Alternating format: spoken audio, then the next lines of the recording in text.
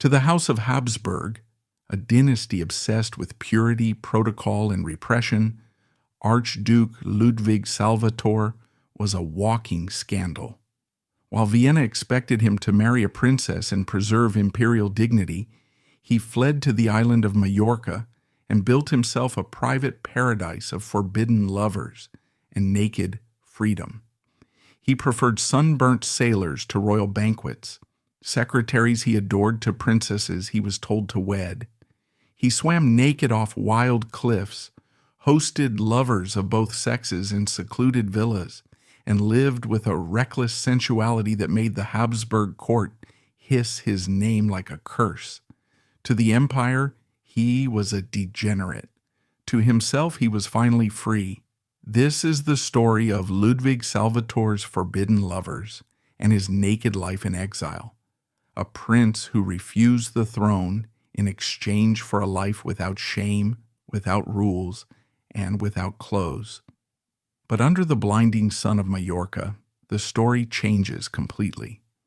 There, he is remembered not as a failure, but as a visionary, a queer icon who walked a century ahead of his time. He fled a world of stifling prejudice to define love, friendship, and connection on his own terms. He loved people for their souls, regardless of gender or class. He was a pioneer who stripped off the heavy, suffocating uniform of a prince to embrace a chosen family that loved him for who he was, not what he was. Archduke Ludwig Salvator. A man born into the highest cage of the empire, yet one who found his true self at the bottom of the world. How did a prince whose only purpose was to continue a bloodline manage to defy the world's condemnation, build his own private Eden, and live a life of forbidden freedom in plain sight? The answer begins not in the freedom of the islands, but in the suffocating luxury of the cage he was born into. Ludwig Salvator was born in 1847, but not in the cold gray corridors of Vienna. He was born in Florence at the Pitti Palace. This distinction matters. His father was Leopold II, the Grand Duke of Tuscany. The Tuscan branch of the Habsburg family was the black sheep branch. They were looser, more intellectual, more artistic, and slightly less obsessed with the rigid military discipline that defined their Austrian cousins. For the first 12 years of his life, Ludwig knew a world that was relatively soft. Florence was a city of art, light, and history. The sun shone differently there. But the 19th century was a time of violence and upheaval. The Italian unification movement was burning through the peninsula, and the Habsburgs were the enemy. In 1859, the dream ended. A popular revolution forced the family to flee. We have to imagine the trauma of this moment for a 12-year-old boy. One day, you are the prince of a sun-drenched city. The next, a mob is shouting at the gates, and you are packed into a carriage, fleeing north, leaving behind your home, your toys, and your sense of safety. They cross the border into the Austrian Empire, and the door slammed shut behind them. They were no longer the rulers of Tuscany. They were exiles, dependent on the charity of the head of the family, Emperor Franz Joseph in Vienna. If Florence was light, Vienna was stone. The head of the family, Emperor Franz Joseph, was not a man. He was a machine. He rose at 4 a.m. every day, stood at a high desk, and signed documents until he collapsed at night. He believed that emotion was a weakness, and that duty was the only God worth worshiping. He ruled over an empire of 50 million people with a bureaucracy so complex, it strangled the soul. For young Ludwig, arriving in this world was a shock to the system. The Austrian court was governed by the Spanish court ceremonial, a set of rules dating back centuries that dictated every breath you took. It wasn't just about good manners, it was a prison of protocol.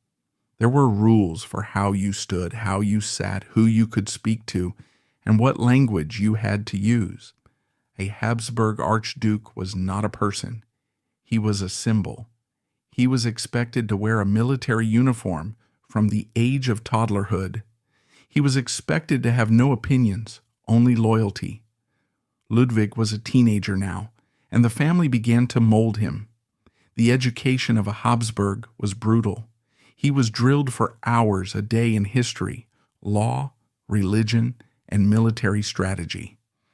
But Ludwig's mind didn't work like a soldier's. He didn't care about cavalry charges or artillery ranges. He cared about the ground the soldiers walked on. He was obsessed with nature. While his cousins were debating the merits of different rifles, Ludwig was in the garden, staring at the structure of a leaf or the behavior of a beetle. He had an uncanny sponge-like brain for languages. It wasn't just a hobby. It was a compulsion. He learned German, Hungarian, Italian, French. Then he moved on to Czech, then Arabic. This intellectual brilliance was viewed with suspicion. In the Habsburg family, being too smart was dangerous. Intelligence led to questioning, and questioning led to rebellion. They wanted him to be a soldier, a decorative prince who could stand on a balcony, wave, and marry a Catholic princess to secure a treaty. But Ludwig was physically awkward. He was growing into a large, heavy-set man. He didn't look good on a horse. He sweated in the heavy wool uniforms. He hated the saber rattling. He saw the hypocrisy of the court clearly, the mistresses hidden behind tapestries, the backstabbing politics, the emptiness of the religious rituals. The pressure began to mount in his late teens. The marriage market was opening. The whispers began, "Who will Ludwig marry? Which daughter of which king is suitable?" To Ludwig, this prospect was a death sentence. We know now from his later life that his desires did not align with a traditional heterosexual royal marriage. But in the 1860s, there were no words for this. There was only duty and sin. If he stayed in Vienna, he would be forced into a lie. He would be married off to a stranger, forced to produce heirs, forced to live a life of total fabrication. He looked at his cousin, Crown Prince Rudolph, sensitive, brilliant, and slowly being destroyed by his father's harshness. He looked at Empress Sisi, starving herself, obsessed with her beauty, fleeing the palace at every opportunity to escape the suffocating atmosphere. He saw his future, and it looked like a coffin. But Ludwig had a weapon that few others possessed. He didn't care about power. Most archdukes tolerated the misery because they enjoyed the status. They liked the bowing, the scraping, the salutes. Ludwig found it repulsive. He didn't want to rule anyone. He just wanted to know things. Around 1867, a turning point occurred. It was subtle, disguised as a medical necessity. In the royal families of Europe, you couldn't just say, "I hate you all and I'm leaving." You had to be sick. The doctors, perhaps bribed, perhaps sympathetic, or perhaps seeing that the young man was genuinely depressed, declared that the damp, cold climate of Vienna was bad for his health. They prescribed southern air. It was the golden ticket. Ludwig traveled south. He went to the Adriatic coast, to the edges of the Austrian territories. For the first time, he was away from the immediate glare of the emperor. He discovered the sea. It wasn't just a body of water to him, it was a revelation. On land, everything was divided by borders, guarded by soldiers, and owned by kings. The sea belonged to no one.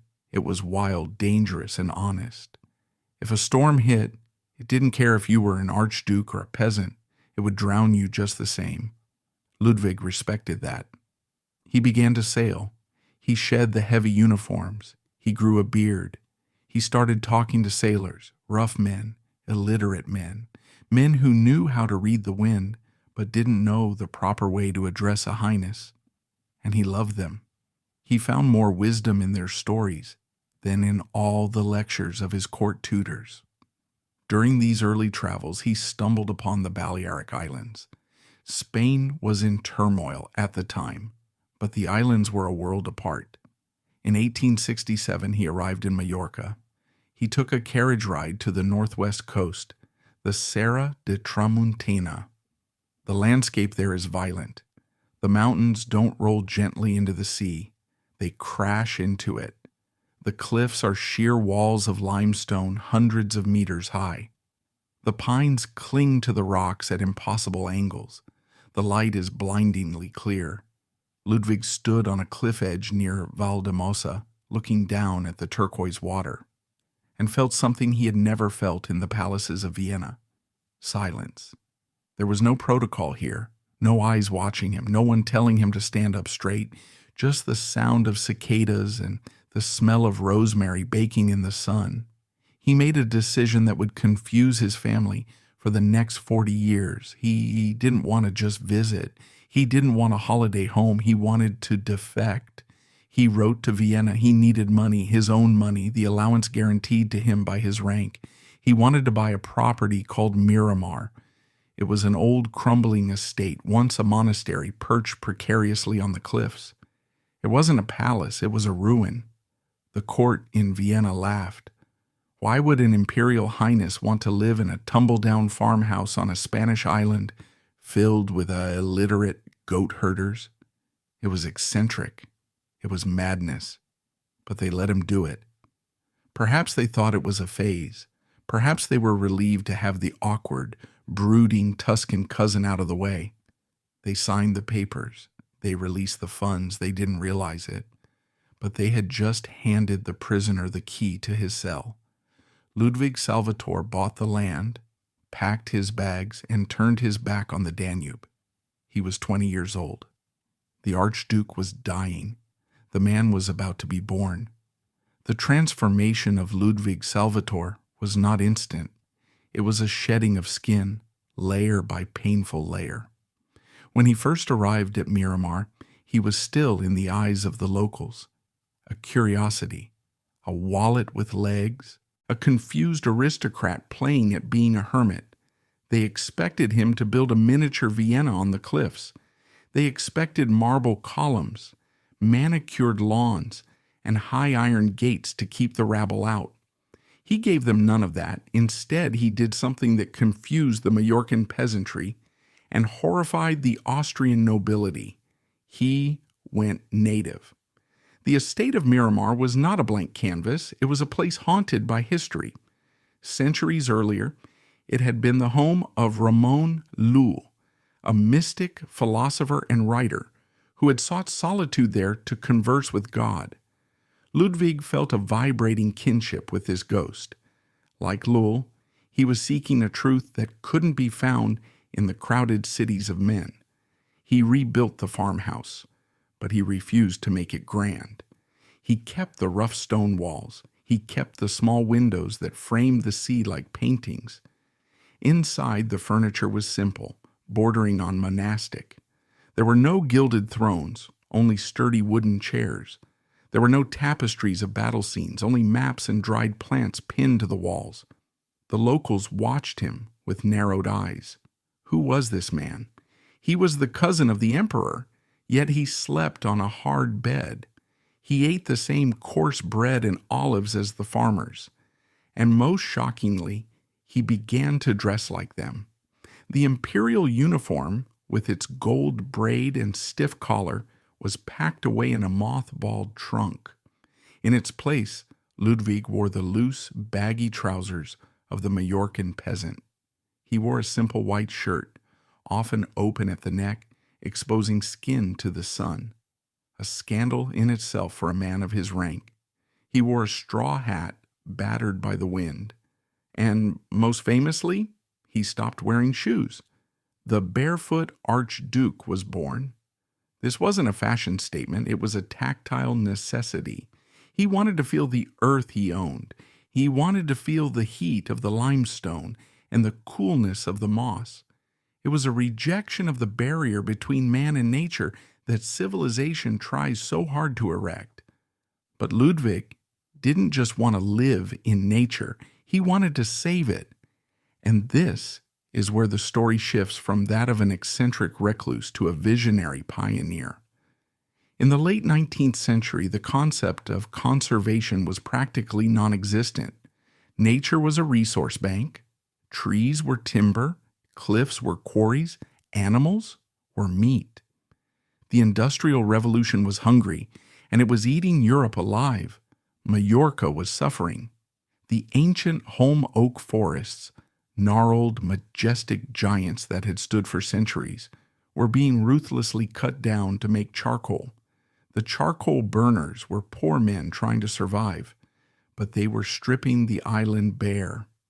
Ludwig declared war on the Axes. He began an aggressive campaign of land acquisition. He didn't buy land to develop it. He bought it to freeze it in time. He eventually acquired a strip of coastline stretching 16 kilometers from Valdemosa to Dea.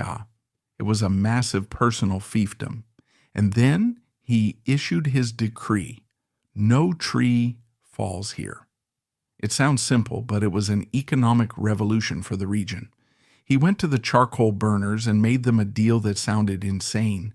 He would pay them not to cut the trees. He bought the standing timber at market price, then forbade them from touching it. He paid the potential value of the destruction just to prevent it. He became a guardian of the landscape. When he saw a beautiful old olive tree on a neighbor's land that was marked for firewood, he would buy the tree, just the tree, and lease the ground it stood on for 99 years, solely to ensure it would die a natural death. The locals thought he was mad. Why pay for wood you don't burn? Why buy a view you can't sell? But slowly, the skepticism turned to awe. They saw the hillsides regenerating.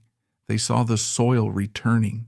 They realized that Archduke saw value in things they had taken for granted. He hired local stonemasons to restore the crumbling dry stone walls that terraced the mountains. He didn't want straight Austrian lines. He wanted the walls to follow the chaotic, organic contours of the land. He built paths, the Caminho de Archduke, that wound through the peaks, not for commerce, but for contemplation. He built miradors, small stone lookouts on the edges of vertiginous cliffs. These miradors are the key to understanding his soul. They served no practical purpose. You couldn't shoot a cannon from them. You couldn't grow crops on them. They were built for one specific act: to stand still and look at the sea.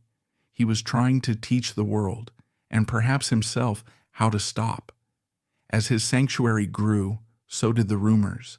A man alone on a cliff is a mystery. A prince alone on a cliff is a magnet. Vienna was horrified by the reports coming back. They heard that Ludwig was living in squalor. They heard he was surrounded by undesirables. They were half right. Ludwig had created a court, but it was a court of outcasts. He didn't invite dukes and counts to Miramar. Ludwig just wiped his hands on a rag and offered him a beer. He was dismantling the mystique of royalty, one grease stain at a time. However, living in paradise comes with a price. Ludwig was happy, but he was also changing physically. The disciplined, athletic youth was gone. He was eating the rich, oily food of the Mediterranean. He was drinking the heavy local wine. He was gaining weight rapidly. He became slovenly. His eyesight began to fail from writing by candlelight for hours every night. His legs began to swell, the early signs of elephantiasis, a condition that would plague his later years. He was becoming a grotesque figure to the outside world. The fat Archduke, the slob. Visitors from the north would come to gawk at him, expecting a fairy tale prince and finding a heavy bearded man in dirty clothes who smelled of garlic and old paper. But Ludwig didn't look in the mirror and see a failure. He saw a man who had used his body up. He wasn't preserving himself for a state funeral. He was spending himself on life. He was writing furiously now. The notes he took on the Nix were turning into manuscripts. He was compiling the Die Balearen, his magnum opus. He felt a desperate need to record everything. He sensed that the silence of Mallorca wouldn't last forever. He knew the modern world was coming with its noise and its concrete. He was racing against time to write it all down before it vanished. And amidst this frantic work and peaceful isolation, a letter arrived from Vienna. It was 1889. The black wax seal of the emperor was on the envelope. The news inside would shatter the peace of Miramar and remind Ludwig that no matter how far you run, the blood in your veins is a chain you can never fully break. The crown prince was dead. The year 1889 didn't just break the heart of the Habsburg Empire, it put a bullet through its brain. The news that reached Ludwig Salvator at Miramar was confused at first. Telegrams were garbled. The crown prince is ill. The crown prince is dead. It was a heart attack. It was a stroke. Then the truth leaked out, black and undeniable. Crown Prince Rudolf, the heir to the throne, the hope of the dynasty, had been found dead in a hunting lodge at Mayerling. He wasn't alone. Beside him lay the cooling body of a 17-year-old girl, Mary Vetzera. He had shot her, and then he had turned the revolver on himself. For Ludwig, sitting on his sun-drenched terrace in Mallorca, this wasn't just a political catastrophe. It was a mirror shattering. Rudolf was his cousin, but he was more than that. He was Ludwig's dark twin. They were the two intellectuals of the family. Both were obsessed with science, both hated the clergy, both despised the rigid protocol of Vienna, and both were liberal thinkers trapped in a conservative nightmare. But there was one crucial difference. Ludwig had walked away. Rudolf had stayed. Rudolf had tried to change the system from the inside, and the system had crushed him. He had been bullied by his father, spied on by the secret police, and forced into a miserable marriage. His suicide was a scream of absolute despair. The realization must have hit Ludwig like a physical blow. That could have been me. If Ludwig had stayed in Vienna, if he had accepted the commission, if he had married the princess they chose for him, would he be the one lying on a blood-soaked bed with a hole in his head? Survivor's guilt is a powerful engine. Some men collapse under it. Ludwig Salvator turned it into fuel. He threw himself into his work with a ferocity that bordered on mania. He wasn't just documenting the Mediterranean anymore. He was trying to justify his survival. He had to prove that his life, this strange barefoot exile life, had worth, that he hadn't just run away to be lazy, that he was building something more durable than an empire. He retreated to the Nix and to his study at Miramar. He stopped sleeping regular hours. He wrote until his fingers cramped and his eyes burned. The result was Die Balearen in Wort und Bild geschildert, the Balearics portrayed in word and image. To call it a book is an insult. It is a paper cathedral. It grew to 6,500 pages across 9 massive volumes. It weighed as much as a small child. Most royal authors wrote fluffy memoirs or bad poetry. Ludwig wrote science. He approached Mallorca with the cold, dissecting eye of a forensic pathologist. He didn't just paint pretty pictures of sunsets. He wanted to know how the sunset worked. He initiated one of the earliest examples of sociological data mining. He couldn't interview every single person on the islands, so he created a network. He printed thousands of questionnaires, detailed prying questions about everything from the mating habits of goats to the lyrics of lullabies to the specific construction of fishing nets. He sent these questionnaires to priests, teachers, doctors, and mayors in every dusty village in the Balearics. He invited dreamers. His household was a bizarre mix of local peasants, wandering scholars, artists, and sailors. Protocol was non-existent. At dinner, the Archduke sat at the head of a long wooden table, but next to him might sit a fisherman, a visiting botanist, or his secretary. The atmosphere was bohemian decades before the term became fashionable. They spoke a mix of Mallorquin, German, Italian, and French. They argued about philosophy, biology, and the stars. And then there was the matter of his sexuality. Ludwig never married. In the codified language of the 19th century, he was a confirmed bachelor, but at Miramar the veil was thin.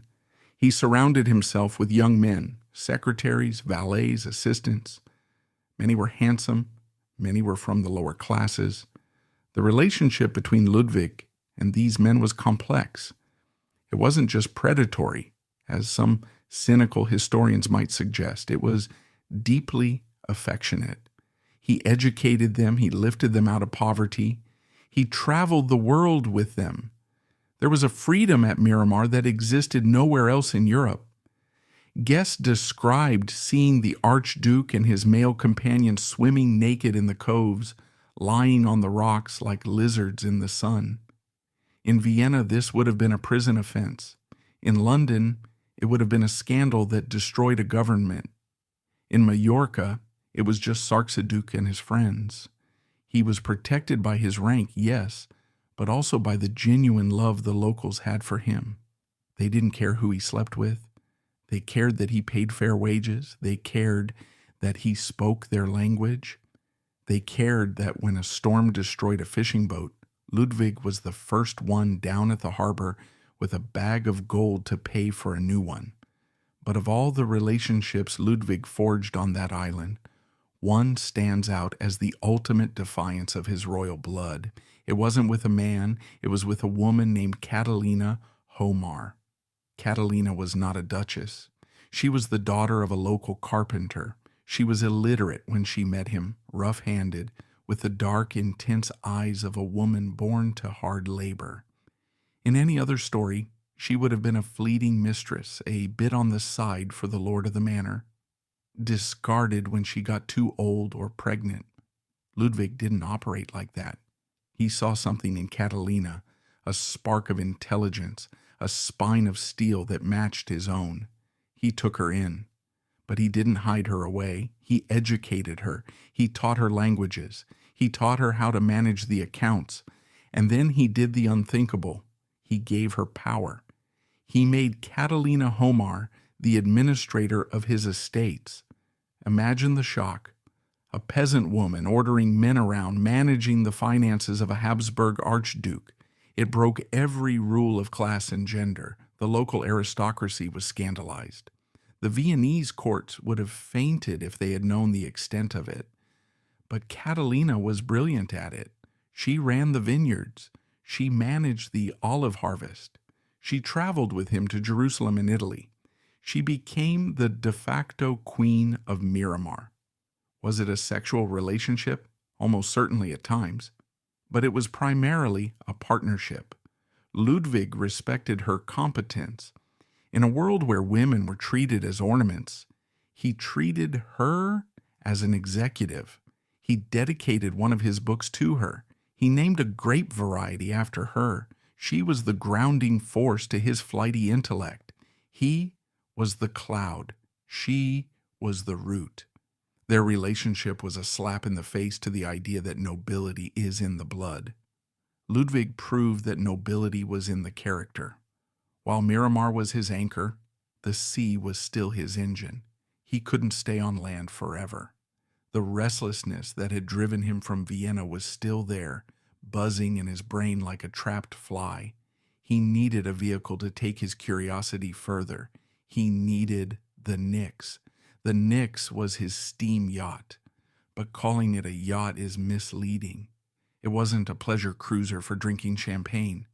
It was a floating university. It was ugly, sturdy, and packed with scientific equipment. It was usually anchored in the bay below Miramar, steam puffing from its funnel, waiting. It was the escape pod. Whenever the world got too loud or the letters from Vienna got too demanding, Ludwig would walk down the steep path to the cove, board the Nix, and simply vanish. He would disappear for months. He explored the Lipari Islands, the Ionian Sea, the coasts of Africa.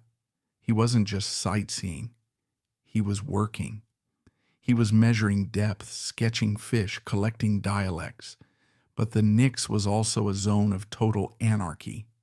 On board, the rules were even looser than at Miramar. The crew were his family. He knew their wives' names. He nursed them when they were sick. There's a famous story of a visiting Austrian admiral who boarded the Nix expecting a formal inspection. He found the Archduke on deck, covered in grease, helping a mechanic fix the engine. The admiral was appalled, and he demanded answers. He drew everything himself. He was a talented artist, but his style wasn't romantic. It was clinical. He drew the exact shape of a beetle's mandible. He drew the cross-section of a peasant's hut. He drew the intricate rigging of a tartana boat. He cataloged the names of the winds. He recorded the price of eggs. He described the color of the soil in a specific valley at 6 p.m. in October. Why? Why this obsession with the minute details? Because Ludwig saw what others didn't. He saw the steamships on the horizon. He saw the smoke of factories in Barcelona. He knew that the ancient, quiet, agrarian world of the Mediterranean was dying. The costumes were changing. The dialects were fading. The songs were being forgotten. He was building an ark. He couldn't save the culture from modernity, so he saved it on paper. When the volumes began to appear, the scientific community of Europe was stunned. They expected a vanity project. They got a masterpiece. The Geographic Society of Paris awarded him a gold medal. The academies of Vienna, Berlin, and Madrid bowed in respect. It was his vindication. The mad Archduke was the most respected scholar in the family. He had traded a crown of gold for a crown of laurel leaves, and unlike the gold one, this one was earned, not inherited. But work can only fill so much of the void. As the 1890s progressed, Ludwig found solace in the company of the only other person on earth who truly understood the weight he carried, Empress Elizabeth of Austria, Sisi. She was the most famous woman in the world, renowned for her beauty, her ankle-length hair, and her frantic, restless traveling. After Rudolph's suicide, she had broken completely. She wore only black.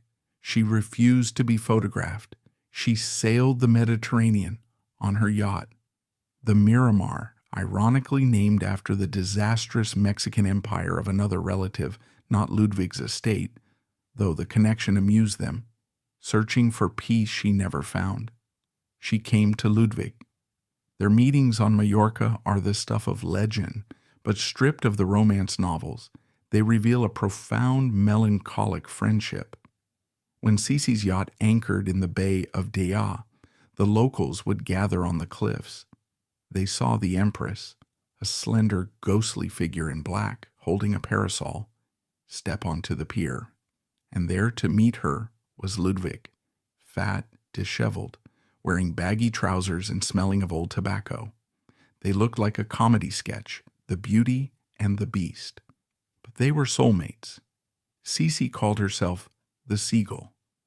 She told Ludwig, "I would like to be buried in the sea so that the waves can wash over me for eternity." Ludwig understood that. They would spend hours walking the steep paths of his estate. Sisi was obsessed with fitness. She hiked with a manic energy, trying to outrun her grief. Ludwig, heavy and increasingly lame, struggled to keep up, but he went anyway. They spoke in a shorthand that no one else could decipher. They complained about the Spanish court ceremonial. They mocked the generals in Vienna. They discussed the poetry of Heine and the philosophy of Schopenhauer. Sisi loved the chaos of Ludwig's life. She loved that his castle was full of chickens and drying herbs. She loved that he lived with Catalina Homar, the peasant woman. In fact, Sisi was one of the few royals who treated Catalina with respect. She saw in Catalina the freedom she had always craved but never achieved. There is a poignant story of a dinner at Miramar. Sisi, the Empress of Austria, Queen of Hungary, sat at a rough wooden table. Ludwig sat opposite her. Between them sat Catalina, the carpenter's daughter, and they ate simply, talking about the wind and the stars. For a few hours, the hierarchy of the world was suspended, but Sisi always had to leave. She was tethered to her pain. She would board her yacht and sail away, leaving Ludwig standing on the Mirador, watching the smoke of her ship disappear, knowing that she was sailing back into the darkness he had escaped. The darkness finally caught her. September 10th, 1898, Geneva, Switzerland. Sisi was walking from her hotel to a steamer boat. An Italian anarchist named Luigi Lucchini rushed at her. He had a file, a sharpened industrial file, hidden in his hand. He punched her in the chest. It was a tiny wound, but it pierced her heart. She didn't realize she was dying. She boarded the boat, then collapsed. When the news reached Ludwig, it didn't just sadden him, it terrified him. The 19th century was ending in blood. The anarchists were rising, the monarchies were rotting. Sisi's death was the final signal that the old world was gone. The romantic era of kings and queens was over. The era of assassins and machine guns had begun. Ludwig was 51 years old now. He was alone. Rudolf was dead. Sisi was dead. His father was dead. The few people who remembered him as the bright-eyed boy from Florence were in the grave, and he was changing. While his mind remained sharp, his body was becoming a cage. The physical vibrancy of his youth was fading, replaced by the onset of a debilitating illness that made movement increasingly difficult. But even as his mobility declined, his intellect furiously expanded. He continued to work, to write, and to buy land to save it from the Axis. He stopped caring about his appearance entirely.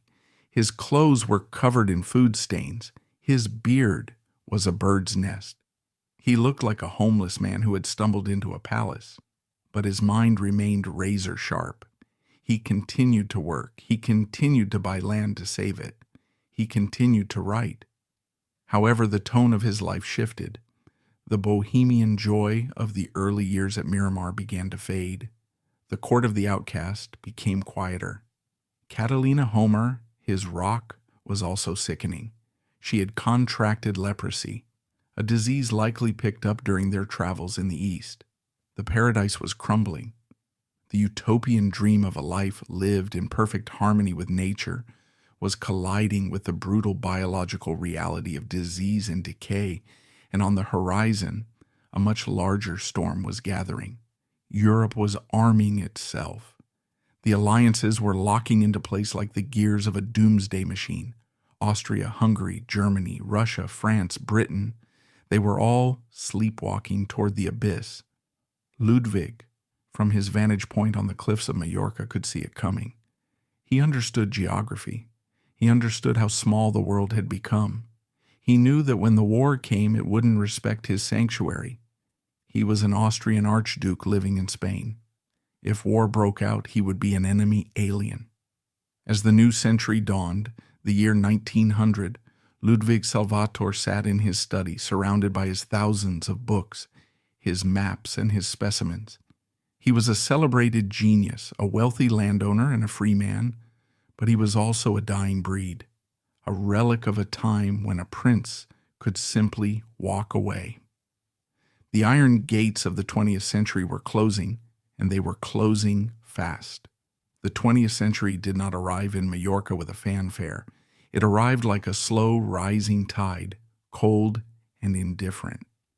For Archduke Ludwig Salvator, the first decade of the 1900s was not a time of new beginnings. It was a time of subtraction. The vibrant, chaotic, sun-drenched world he had built at Miramar began to lose its color, piece by piece. He was now in his 50s, but he looked 20 years older. The Apollo of the Habsburgs, as he had once been called in his youth, was gone. In his place was a man ravaged by elephantiasis. His legs were swollen to tree trunk proportions, the skin hard and cracked. He could no longer scramble over the limestone cliffs. He had to be hoisted onto his horse or carried in a specially reinforced chair. His eyes, once sharp enough to count the stamens on a rare wildflower, were failing. He had to hold books inches from his face. The physical world, the very thing he worshipped, was retreating from him. But the cruelest subtraction was yet to come. It wasn't his health, it was his heart. Catalina Homar, the carpenter's daughter, who had become the administrator of his estates and the center of his emotional life, was dying. The cause was a nightmare straight out of the Old Testament: leprosy. It is believed she contracted it during their travels to the Holy Land, a cruel souvenir from the very adventures that had defined their freedom. The disease is slow, disfiguring, and isolating. In the early 20th century, it was a sentence of social death. But Ludwig did not cast her out. The man who had rejected the pristine, perfumed duchesses of Vienna stayed by the side of the peasant woman as she wasted away. He brought in doctors. He tried every cure, but there was no stopping it. She died in 1905. Her death shattered the domestic peace of Miramar. Without her practical grounding presence, the estate lost its soul. Ludwig was left alone in a house full of memories. The silence he had once craved now felt heavy, pressing against his eardrums. He buried her not in a royal crypt, but in local soil. He was devastated. He wrote little about his grief. He was a scientist, not a diarist, but his actions spoke louder than ink. He became more reclusive. The court of the outcast grew quiet. The laughter that had rung out over the terrace dinners faded. He was a man alone on a cliff, staring at a sea that suddenly looked very empty. As Ludwig retreated, the world advanced. The very beauty Ludwig had preserved began to attract the one thing he despised: tourism. The Grand Hotel had opened in Palma. Rich Europeans, bored with the Riviera, started coming to Mallorca. They didn't come to understand the ecosystem. They came to gawk. And the biggest attraction wasn't the cathedral or the caves. It was the wild Archduke. Guidebooks mentioned him. Tourists would take carriages out to Valdemosa, hoping to catch a glimpse of the emperor's cousin. What they found often shocked them. They expected a romantic hermit. They found a morbidly obese man in filthy clothes, surrounded by cats and chickens. The stories became cruel. They called him the monster of Miramar. They whispered that he was mad, that he lived in squalor. They didn't see the genius who was still writing encyclopedias in his head. They didn't see the conservationist who was single-handedly holding back the deforestation of the coast. They only saw the fat man in the rags. Ludwig pretended not to care. He would sometimes play up the eccentricity to scare them off, but it must have stung. He had come to the island to be invisible, to be just a man. Now he was a zoo animal. Then came the summer of 1914. The political tensions that had been simmering in Europe for decades finally boiled over. On June 28th, in a dusty street in Sarajevo, a young Serbian nationalist named Gavrilo Princip fired 2 shots. Archduke Franz Ferdinand was dead. Franz Ferdinand was Ludwig's cousin. He was the heir to the throne, the man who was supposed to take over when the old Emperor Franz Joseph finally died. Ludwig received the news at Miramar. He knew instantly what this meant. He understood the intricate web of alliances better than most diplomats. He knew that Russia would back Serbia, Germany would back Austria, France would back Russia, and Britain would step in to protect Belgium. The dominoes were falling. War was declared in July. The Great War. For the first time in 40 years, Ludwig Salvator was not just a man of the sea, he was a Habsburg. And that name, which he had tried so hard to shed, was now a target. Spain declared neutrality. In theory, Ludwig should have been safe. He was a resident of Mallorca, a beloved local figure, a man of science. But war destroys nuance. To the French and British navies patrolling the Mediterranean, he wasn't Sarksaduk, the kindly old scholar. He was a member of the Austrian imperial family. He was the enemy. His yacht, the Nix II, he had replaced the original, was no longer a research vessel. It was a potential spy ship. Rumors began to fly.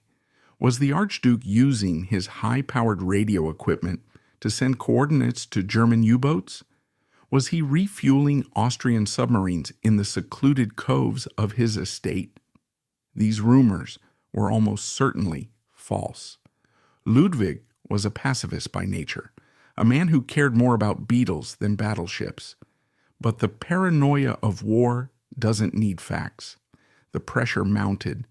His funds from Vienna were cut off. Money couldn't cross the enemy lines easily. The man who had sustained an entire local economy was suddenly cash poor. Then came the ultimatum.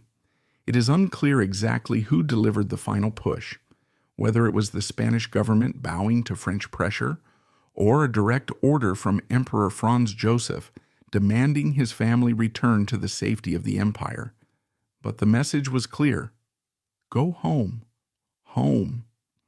The word must have tasted like ash in his mouth. Vienna wasn't home. Miramar was home. The smell of the pines, the sound of the goat bells, the light on the water, that was his home. Austria was just a place where he had been born and where people waited to bury him. But he had no choice. He was sick, he was broke, and he was politically radioactive. The departure in 1915 was a scene of tragic finality. He was too ill to walk. He had to be carried down to the port of Palma. His entourage, his secretaries, his few remaining friends packed what they could. But he had to leave his library. He had to leave his collections. He had to leave the trees he had planted. The locals gathered to watch him go. There were no jeers, no good riddance to the enemy. There were tears. The farmers, the fishermen, the charcoal burners he had put out of business by paying them, they knew they were losing their protector. They kissed his hands. They called out, "Adios, Senor Archduke." He boarded a steamer, not his beloved Nix. He stood at the rail, or perhaps sat, trapped in his heavy body, and watched the Tramontana Mountains recede into the distance. He watched the coast of Valdemosa turn into a blue smudge on the horizon. He watched the island that had given him life disappear. He must have known he would never see it again. The journey back to Austria was a descent into hell. He traveled through a Europe that was tearing itself apart. He saw train stations filled with wounded soldiers. He saw women in black weeping on platforms. He saw the industrialized slaughter that his family's empire had helped unleash. He arrived in Vienna, but he didn't stay there. The capital was grim, starving, and full of angry whispers against the Habsburgs. The old emperor, Franz Joseph, was 84 years old, a living corpse presiding over a dying realm. Ludwig was sent to Brandis nad Labem, in modern-day Czech Republic, to a family castle. It was far from the sea. It was landlocked, gray, and cold. The climate that the doctors had warned him about 40 years ago, the damp, the chill, was waiting for him. He was installed in the castle like a piece of broken furniture. The Green Archduke was now a prisoner of geography. He spent his days in a wheelchair looking out at the gardens of Bohemia, dreaming of the Mediterranean sun. He tried to work. He tried to edit his manuscripts, but the spark was gone. The oxygen had been cut off. His health collapsed rapidly. The elephantiasis worsened. His heart, strained by his weight and his grief, began to fail. He was surrounded by the machinery of the empire he hated. Uniforms, salutes, titles.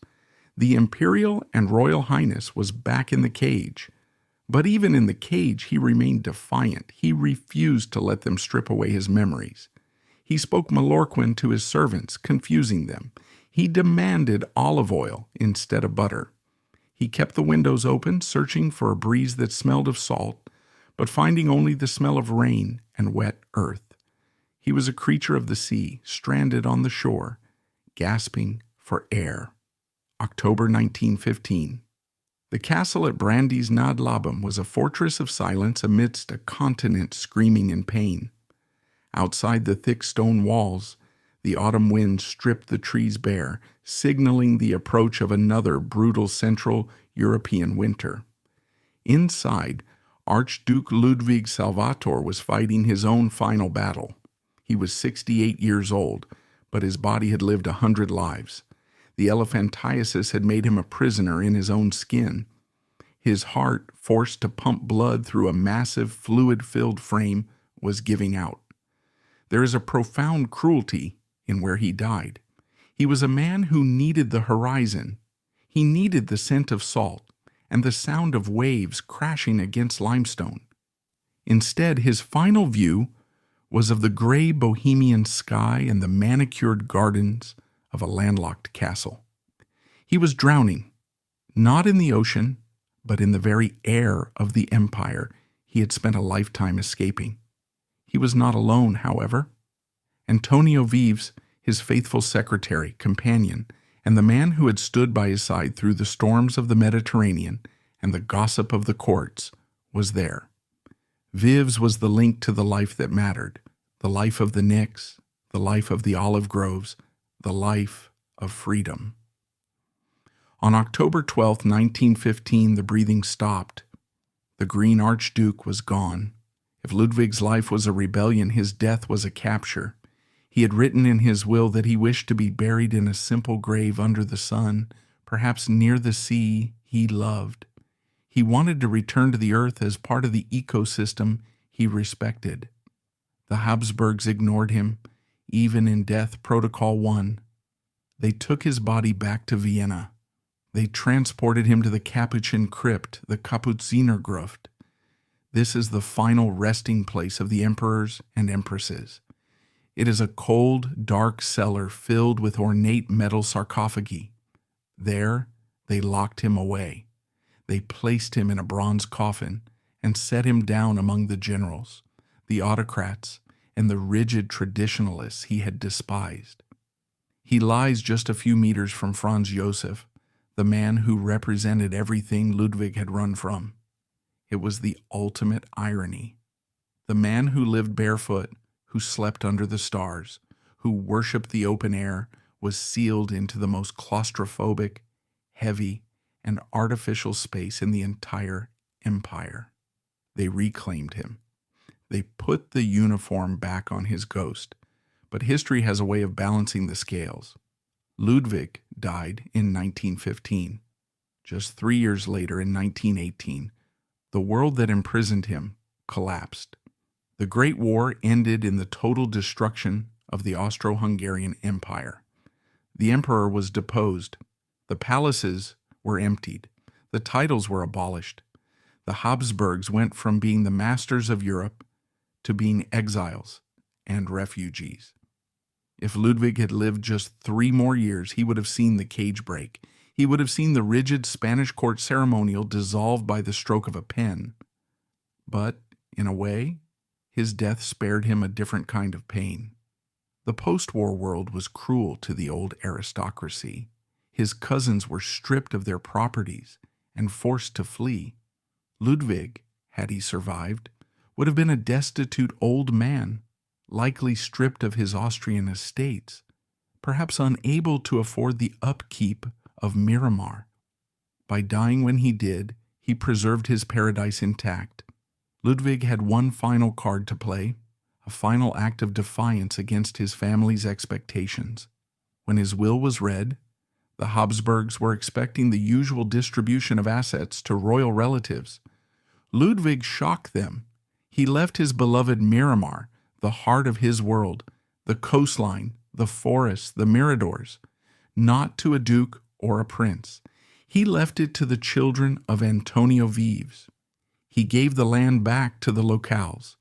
By leaving the estate to the family of his secretary, he ensured that it wouldn't be sold off by a distant Austrian cousin who needed cash.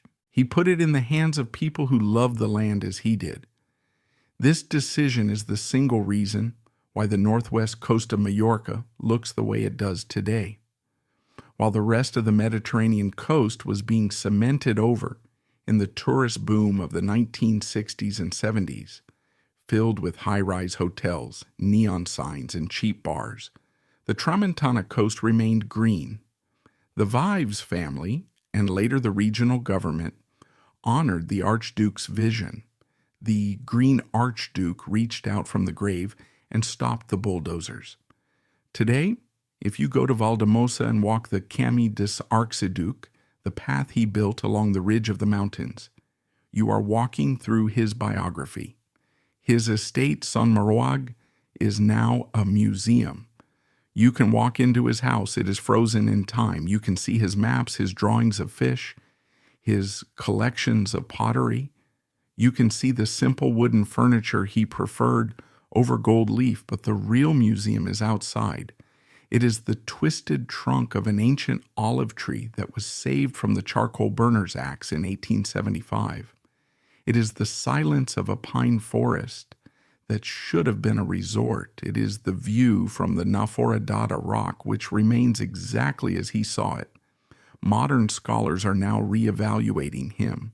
For decades, he was treated as a footnote, an eccentric fat man who liked bugs. Now we see him as a visionary. He is recognized as a pioneer of ecology. He understood the concept of a fragile ecosystem a century before the term climate change existed. He understood that humans are custodians of the land, not just consumers of it. He is also being reclaimed by the LGBTQ+ community. While we must be careful with historical labels, Ludwig represents the courage to live authentically. In a time when different meant criminal or insane, he built a chosen family. He created a sanctuary where men could love each other, where class barriers dissolved, and where intimacy was defined by affection rather than duty. He was a man who refused to be what he was born to be, so he could become who he was. There is a spot at Son Maroag, a small white marble temple perched on the very edge of the cliff. It overlooks the vast, terrifying blue of the Mediterranean. It is said that Ludwig used to sit there for hours, watching the sunset. Imagine him there one last time, not the heavy sick man of 1915, but the young man of 1867. The wind is in his hair. He's barefoot. He has just bought this land. He has just told Vienna that he isn't coming back. He looks out at the horizon. He knows that across the water in the palaces of the north, they are laughing at him. They are calling him a fool. They are predicting his failure. But he smiles. He knows something they don't. He knows that empires fall. He knows that crowns rust. He knows that armies are defeated and protocols are forgotten. But the sea remains, the rocks remain, and the truth remains. Ludwig Salvator was a prince of the House of Habsburg, Archduke of Austria, Prince of Tuscany. But those were just words written on a birth certificate. His true title was the one given to him by the farmers and fishermen who wept when he left. The title earned not by blood, but by love. Archduke, the man who belonged to the sea. And in the sound of the wind through the pines of Mallorca, if you listen closely enough, you can hear that he never really left.